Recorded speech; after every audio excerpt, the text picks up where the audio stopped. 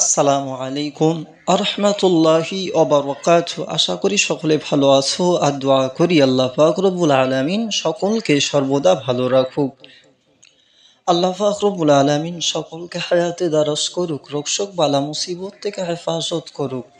সকলে বলি আল্লাহুম্মা আমিন।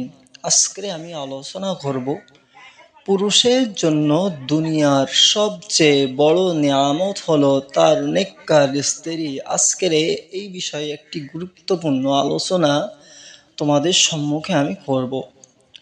সকলে ধীর স্থিরভাবে শ্রবণ করবে। আমি কি বলতে চাই, দুনিয়ার সমস্ত সম্পদ, সম্মান আর খ্যাতি থাকলেও একজন নেককার স্ত্রী ছাড়া একজন পুরুষের জীবন পূর্ণ হয় না। সুবহানাল্লাহ। নেককার স্ত্রী শুধু একজন জীবন সঙ্গী নয়, বরং সে দুনিয়া ও আখিরাতের শান্তির অন্যতম মাধ্যম। রাসূলুল্লাহ সাল্লাল্লাহু আলাইহি ওয়াসাল্লাম বলেছেন, দুনিয়া হলো উপভোগের স্থান, আর দুনিয়ার সর্বোত্তম উপভোগ হলো নেককার স্ত্রী। সুবহানাল্লাহ।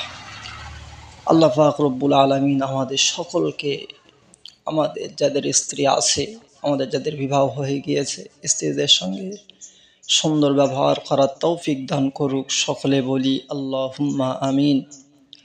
যদি ভিডিওটা ভালো লেগে থাকে তাহলে একটা লাইক, কমেন্ট আর ওই ভিডিওটা শেয়ার করে দেবে।